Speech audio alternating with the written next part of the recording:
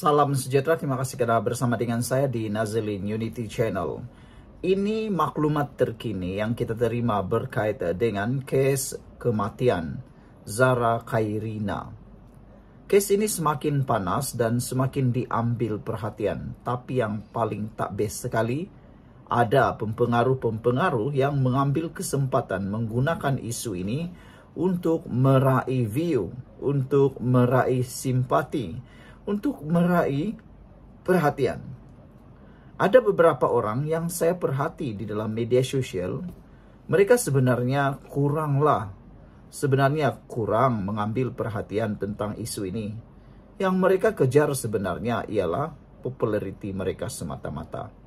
Ada yang bercakap tanpa fakta, ada yang bercakap karena isu populer. Mereka mencuba memanas-manaskan keadaan, suka ikut hati tekak mereka sendiri. Ada juga yang makin berani menyebar berita palsu. Ada yang berani sebar palsu, berita palsu, maklumat palsu di ruangan Facebook, di ruangan TikTok, di ruangan mana-mana platform media sosial. Terkini, yang paling mengejutkan kita sekali ialah ada satu hantaran kononnya anak seseorang itu terlibat, tapi telah dinafikan kerana anak yang dikatakan terlibat itu sebenarnya berada di Semenanjung pada waktu kejadian. Nah, ini antara isu atau berita palsu yang tersebar. Kita harus berhati-hati dengan penyebaran berita palsu itu.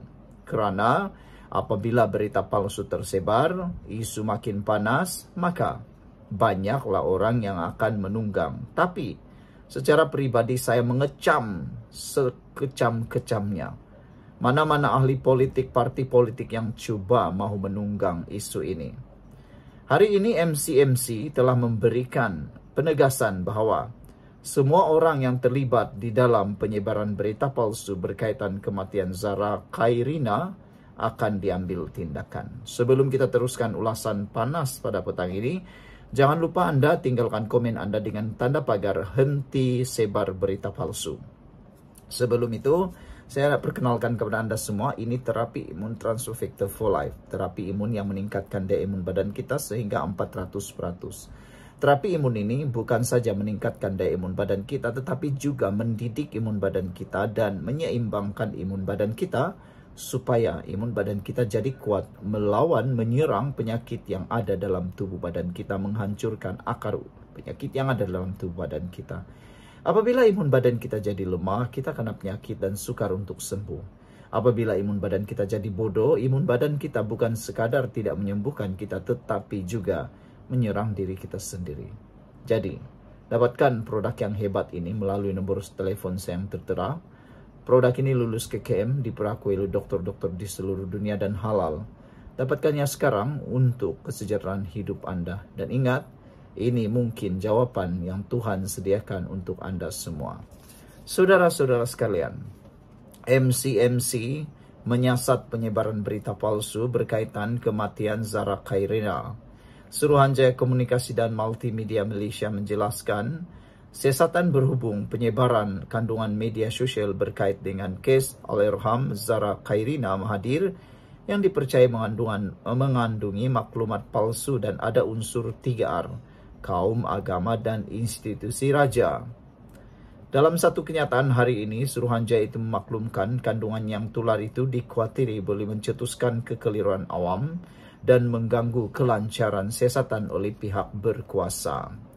Bagi membantu siasatan, individu yang terbabit telah dipanggil memberi keterangan, kata Ibu Pejabat Polis IPD Ceras 9 Ogos turut disita dalam proses siasatan adalah satu unit telefon bimbit dan satu keping kad SIM. Kes telah disiasat mengikut Seksyen 233 Akta Komunikasi dan Multimedia 1998, Akta 588 yang memperuntukkan hukuman denda maksimum RM500,000 atau penjara sehingga 2 tahun atau kedua-duanya sekali. Saudara-saudara sekalian, MC mengingatkan orang ramai agar tidak menyebarkan sebarang spekulasi yang belum disahkan, kerana ia boleh mengelirukan masyarakat, menyakiti keluarga, mangsa dan menggugat proses keadilan. Saudara-saudara sekalian, antara berita palsu yang sedang tersebar juga ialah apabila satu hantaran di Facebook menyatakan perkara yang palsu. MCMC telah pun memanggil pengendali laman Facebook yang menyebar berita palsu ini. Dalam siasatan itu menyatakan bahawa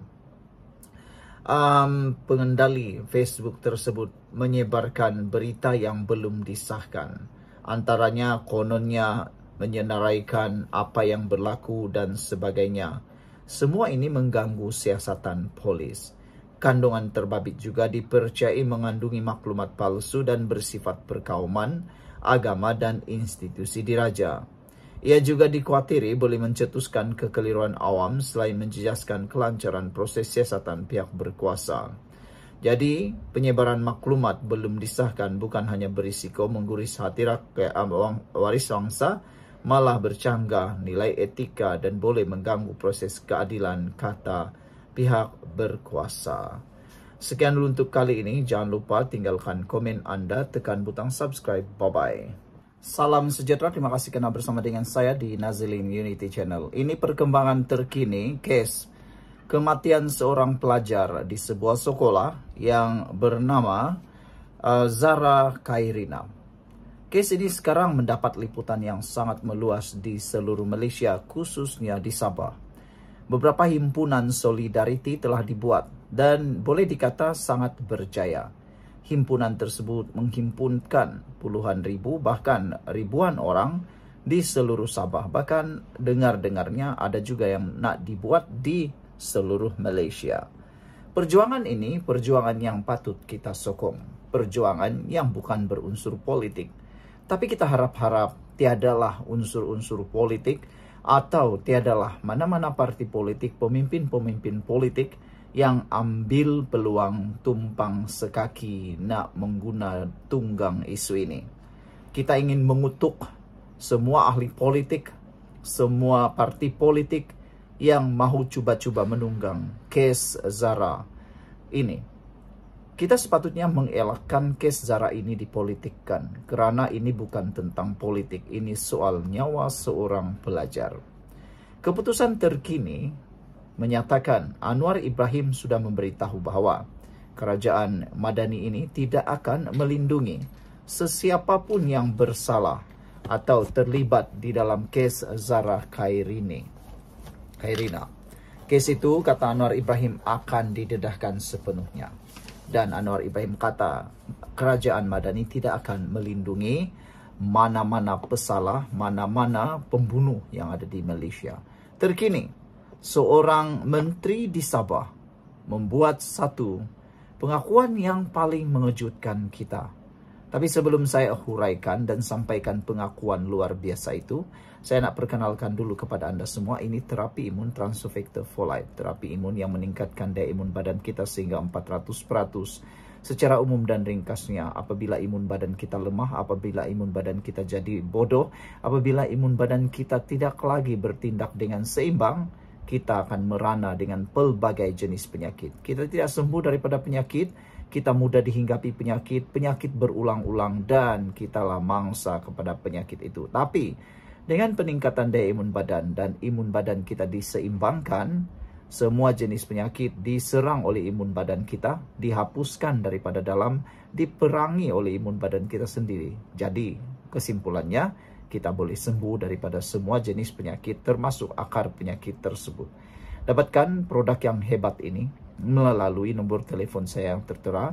Dan ingat, produk ini lulus KKM, diperakui oleh doktor-doktor di seluruh dunia dan di seluruh Malaysia, halal dan penemuan bersejarah, paling bersejarah dalam dunia kedokteran abad ini. Dapatkannya sekarang.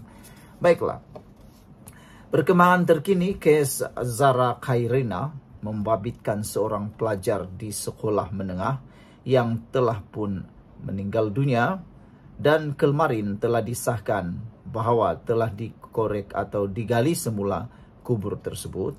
Seorang menteri, yaitu Datuk Dr. Arifin, membuat satu kenyataan penafian pengakuan bahawa bukan anak saya terlibat, kata beliau.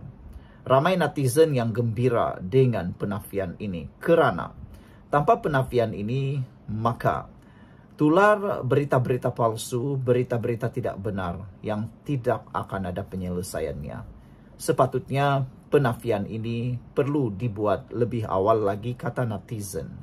Menteri Sains, Teknologi dan Inovasi Sabah, Datuk Dr. Muhammad Arif menafikan bahawa dakwaan bahawa anak perempuannya terlibat dalam kematian Zara Khairina Mahathir. Penafian ini dibuat berikutan hantaran media sosial yang mendakwa seorang pelajar bernama Farisha ialah anaknya turut terlibat dalam kejadian tersebut. Kata beliau, saya tidak mempunyai anak dengan nama itu dan tiada anak yang belajar di sekolah tersebut. Katanya lagi, Zara Khairina, 13 tahun, ditemui dalam keadaan tidak sedar diri setelah didakwa terjatuh dari bangunan sekolahnya di Papar, Sabah pada 16 Julai. Dia disahkan meninggal dunia keesokan hari di Hospital Queen Elizabeth I. Susulan terdapat berbagai dakwaan bahawa kematian ini mempunyai elemen buli dan anak beberapa orang kenamaan turut didakwa terlibat. Arifin mengesahkan beliau telah bertemu keluarga arwah semasa arwah mendapat rawatan dan 4 hari selepas kematian Zara Khairina. Kubur Zara Khairina digali semula petang kemarin dan banyak sekali berita kita temui di dalam TikTok maupun di media sosial yang lain menyatakan bahawa tubuh Zara Khairina masih dalam keadaan yang sempurna. Begitu suci dan bersihnya beliau, kata mereka. Sekian dulu untuk kali ini. Jangan lupa tinggalkan komen Anda dengan tanda pagar solidariti untuk Zara. Jumpa lagi. Bye-bye.